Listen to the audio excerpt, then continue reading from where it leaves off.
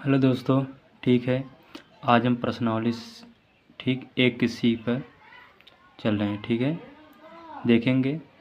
इसमें देखिए प्रश्नावली जो हमारा था यहाँ पर, ठीक है। प्रश्नावली एक सी पर चल रहे हैं। देखिए क्लास 10 के, कक्षा 10 के, ठीक, पहला चैप्टर। इसमें हम एक सी प्रश्नावली हल करेंगे। देखते हैं इसमें क्या है। पहला सवाल बोला है, सिद्ध कीजिए कि 3 कर्ण 3 एक परमेय संख्या नहीं है। पहली बात, हम परमेय संख्या और अपरमेय संख्या को देखेंगे। देखिए परमेय संख्या, ठीक, परमेय संख्या किसे कहते हैं?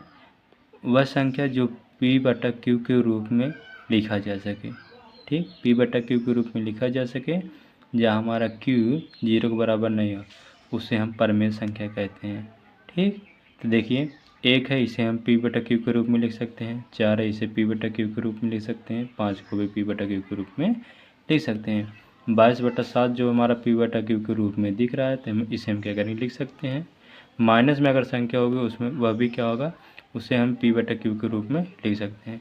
यहाँ पर देखिए अब आते हैं अपरमेय संख्या। अपरमेय संख्या किसे कहते हैं? जिसे P/Q के रूप में नहीं लिखा जा सकता, वह संख्या जिसे P/Q के रूप में नहीं लिखा जा सकता। जैसे देखिए हमारा यह क्या है, हमारा कार्डिक के अंदर जितना भी संख्या रहेगा वो हमारा अपरमेय संख्या होगा।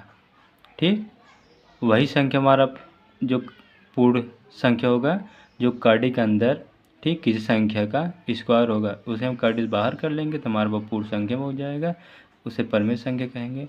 लेकिन जो पूर्ण वर्ग नहीं बन रहा है, वह कार्डिक के अंदर है, तो उसे हम अपरमेय संख्या कहेंगे। क्या इतना बात समझ में आया? तो चलते हैं पहला सवाल। पहला सवाल बोला है कि सिद्ध कीजिए कि 3 कर्णिम 3 एक परमेय संख्या नहीं है। ठीक, 3 कर्णिम 3 एक परमेय संख्या नहीं, हमें यही सिद्ध करना है। जब ये यही है तो हम क्या करेंगे, ठीक, तो इसे हम इसके विपरीत हम क्या करेंगे, मान लेंगे। तो माना 3 कर्णिम 3 एक परमेय संख्या है।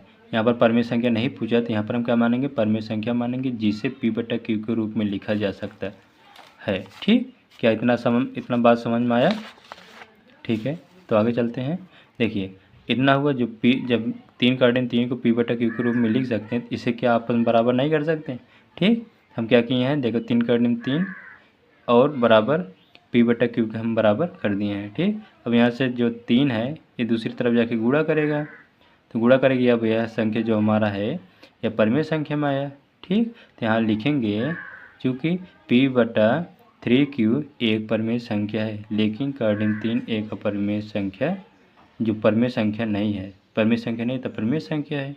ठीक है, तो हम यही लिख देंगे, इसलिए 3 कर्णिम 3 एक अपरमेय संख्या है।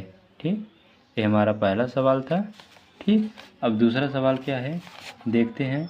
सिद्ध कीजिए कि कर्णिम 5 एक अपरमेय संख्या है।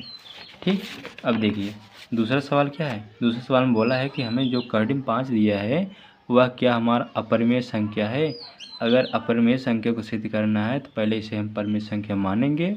ठीक, अपना तर्क वितरण देंगे, जो बात कहेंगे उसके विपरीत जा रहे हैं, इसका मतलब हम क्या बात कर रहे हैं, जो माने हैं वो गलत माने हैं। ठीक, हम क्या करें, अगर अपरमेय संख्या दिया तो इसे परमेय संख्या मानेंगे। पहले देखो, माना कर्णिम 5 एक परमेय संख्या है, जिसे P/Q के रूप में लिख सकते हैं, जहाँ Q हमारा 0 के बराबर नहीं है। तो क्या करेंगे, जब इतना है जो कर्णिम 5 है या P/Q के बराबर होगा कि नहीं होगा, तो हम कर्णिम 5 और P/Q लिख दिए हैं। ठीक, अब क्या करेंगे, यहाँ पर देखो, हम यहाँ जब भी एक संख्या दिया रहेगा तो हम क्या करेंगे, दोनों पक्षों का वर्ग करने पर, ठीक, दोनों पक्षों को वर्ग करेंगे। वर्ग करके हम क्या करेंगे, हल करेंगे। देखिए कर्णिम 5 के जब स्क्वायर करेंगे, फिर P/Q को स्क्वायर करेंगे। कर्णिम 5 का स्क्वायर कितना आता है, 5 आता है, क्योंकि स्क्वायर और कार्डी दोनों क्या होते हैं, कट जाएंगे, तो हमारा बचेगा 5। P/Q2 इसे ऐसे लिख देंगे। ठीक, अब Q² जो है इसे हम 5 में क्या करेंगे, गुणा कर देंगे। अब यहाँ देखेंगे जो हमारा 5 है, ठीक, क्यू घातीय 2 में गुणा कर रहा है, तो दूसरी तरफ P में क्या करेगा, भाग करेगा, तो हम यही लिख देंगे P 5, ठीक, 5 P² का एक भाजक है। जब पी में भाग करेगा तो भाजक होगा कि नहीं होगा, इसलिए हम लिखें 5 पी स्क्वायर का भाजक है। अब क्या करेंगे, आगे हम फिर मानेंगे, ठीक, आगे हम मानेंगे। देखिए अब हमारा जो p बराबर क्या करें, कुछ संख्या ले लेंगे, ठीक। यहाँ पर मान लीजिए हमने क्या लिया है, हमने यहाँ पर जैसे कि 5a लिया है, ठीक, 5a ले सकते हैं, इसे मान लेंगे फिर से 5a ले सकते हैं। अब इसे हम p के स्थान पे लिख देंगे, तो p का स्थान देखो स्क्वायर है, तो हम क्या करेंगे 5a का स्क्वायर कर देंगे। 5a का स्क्वायर यानी 5 का स्क्वायर करेंगे 25 होगा, a का स्क्वायर करेंगे a स्क्वायर होगा, ठीक। यहाँ से 5 काट देंगे तो हमारा क्या है, q स्क्वायर बराबर 5 p रहेगा, यहाँ पर सॉरी यहाँ पर p रहेगा, नहीं a रहेगा, a रहेगा, ठीक। यहाँ पर a है तो a स्क्वायर होगा। अब जो हमारे 5 संख्या है a स्क्वायर में गुणा कर रहा है, तो क्या करेगा, क्यों भाग करेगा कि नहीं करेगा, तो यही बात यहाँ पर लिख देंगे 5 q का भी भाजक है, ठीक। इतना करने पर हम यहाँ पर कहेंगे चूँकि 5q स्क्वायर एक परमेय संख्या है और p स्क्वायर भी एक परमेय संख्या है, यह और आगे लिखेंगे, देखो दोनों संख्या हमारा परमेय संख्या निकल का है, 5q स्क्वायर भी हमारा परमेय संख्या है और p स्क्वायर भी हमारा क्या है, परमेय संख्या है। तो यहाँ कहेंगे यह कथन काव्य हमारे काल्पनिक विरोधाभास से प्राप्त हुआ। जो हमने कल्पना किया था, यह कल्पना हम उसके विरुद्ध किए थे, ठीक, जिससे हमें क्या हुआ, विरोधाभास उत्पन्न हुआ। तो अतः कर्णिम 5 एक परमेय संख्या है, इसलिए हमारा क्या होगा, यही तो दिखाना था, कर्णिम 5 हमारा क्या है, एक परमेय संख्या है, परमेय संख्या नहीं, एक अपरमेय संख्या, ठीक है दोस्तों। चलते हैं आगे वाले सवाल पे, देखते हैं आगे क्या कहा है आगे सवाल में। हाँ यहाँ से सॉरी कितना है, यहाँ पर हमारा जो 2 सवाल हो गया था ना, तीसरा सवाल देखते हैं। तीसरा सवाल हमारा क्या कह रहा है, कि सिद्ध कीजिए कि 3 + 2 कर्णिम 5 एक अपरमेय संख्या है। 3 + 2 कर्णिम 5 एक अपरमेय संख्या पूछा है, हम क्या करेंगे, इसके विपरीत मानेंगे।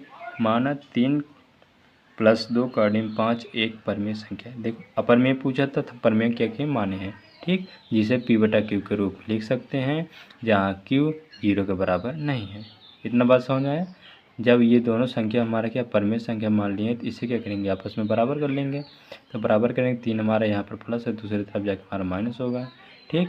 देखो दो जो हमारा है कर्णिम 5 में गुणा कर रहा है, तो दूसरी तरफ जाके क्या करेगा, इन दोनों में भाग करेगा। अब देखिए यहाँ से जो हमारे दूसरी तरफ संख्या निकल गया, ये हमारा क्या एक परमेय संख्या होगा, क्योंकि ये कड़ी के अंदर नहीं है। जब कड़ी के अंदर नहीं है तो हमारा क्या परमेय संख्या है, ठीक। तो हम क्या यहाँ पे लिखेंगे कि p/q - 3/2 एक परमेय संख्या है और कर्णिम 5 जो है एक अपरमेय संख्या है, ठीक है दोस्तों। इतना बात समझ में आया। तो देखिए इसके आगे हम क्या लिखेंगे, लेकिन यह कथन हमारे काल्पनिक, देखो जब हम क्या करेंगे, जब ऐसा सवाल मिलेगा इससे अंत में यही बात लिख देंगे, जो शब्द लिखे हैं एक ही सवाल में सभी रहेगा, ठीक है। लेकिन यह कथन हमारे काल्पनिक विरोधाभास के कारण प्राप्त होता है, अतः 3 + 2 कर्णिम 5 एक अपरमेय संख्या है, ठीक। इतना बात समझ में आया। 3 + 2 कर्णिम 5 क्या है, एक अपरमेय संख्या है। इतना समझ में आया। तो चलते हैं आगे चौथे सवाल पे। चौथा सवाल बोला है सिद्ध कीजिए कि कर्णिम 7 एक अपरमेय संख्या। अभी हमने क्या एक कर्णिम 5 वाला बताएं, ठीक उसी प्रकार हमारा ये भी क्या होगा, दिखाया जाएगा, दर्शाया जाएगा कि हमारा कर्णिम 7 जो है हमारा एक अपरमेय संख्या है। जब अपरमेय संख्या पूछा तो हम क्या करेंगे, परमेय संख्या मानेंगे। तो माना कर्णिम 7 एक परमेय संख्या है, जिसे p/q के रूप में लिखा जा सकता है, जहाँ q हमारा 0 के बराबर नहीं। ये बात सभी हमने लिखा था, चले आए, इसमें क्या करेंगे हम ये बात लिखेंगे, ठीक। तब क्या करेंगे, हमारा देखो जब ये भी हमारा परमेय संख्या, ये भी हमारा परमेय संख्या, दोनों क्या करेंगे, बराबर करेंगे। देखो यहाँ पर कर्णिम 5 था तभी हम स्क्वायर किए, तो यहाँ पर हमारा कर्णिम 7 है, तो क्या करेंगे हम दोनों पक्षों में वर्ग करने पर वर्ग कर देंगे तो हमारा क्या आएगा, देखिए संख्या यानी कर्णिम 7 का स्क्वायर बराबर p/q का स्क्वायर। कर्णिम 7 का स्क्वायर करेंगे तो हमारा 7 आएगा, क्योंकि जो कड़ी है कड़ी के स्क्वायर किए करने पर हमारा कड़ी कट जाता है, ठीक। और यहाँ पर हमारा p/q होगा। अब q स्क्वायर हम क्या करेंगे, दूसरी तरफ लेके जाएंगे, गुणा करा देंगे। q स्क्वायर हमारा दूसरे 7 में जाके क्या होगा, गुणा करेगा। अब 7 हमारा q में गुणा करा है तो p में क्या करेगा, भाग करेगा। यहाँ पर लिखेंगे 7 p स्क्वायर का भाजक है, ठीक। इतना लिखने के बाद हम क्या करेंगे, अब पी के स्थान में कोई संख्या ले लेंगे, मान लीजिए पी का स्थान में 7a मान लेंगे, तो अब 7 पी का स्थान रखेंगे, हमारा 749 आएगा, ए स्क्वायर आएगा। अब यहाँ से 7 से काटेंगे हमारा क्या है, 7 कटेगा नहीं कटेगा। अब देखिए इस बार हमारा क्या हुआ कि जो 7 है ए के गुणे में है और क्यू में क्या करेगा, अब जाके भाग करेगा, तो यहाँ पर हम वही बात लिखेंगे 7 क्यू स्क्वायर का भी एक भाजक है। तो बताओ क्यू स्क्वायर का भी भाजक है और यहाँ पर पी स्क्वायर का भाजक है, बताओ दोनों संख्या का भाजक है कि नहीं है। यहाँ पर लिखेंगे 7 क्यू स्क्वायर एक परमेय संख्या है और पी स्क्वायर भी एक परमेय संख्या है। अतः अब यहाँ पर वही शब्द लिखें जो पहले वाले में बताए थे, वही शब्द यहाँ पर भी लिखें। अतः यह कथन का हमारे काल्पनिक विरोधाभास से प्राप्त हुआ है, इसलिए कार्डियम 7 एक अपरमेय संख्या है। ठीक है दोस्तों, क्या इतना बात समझ में आया।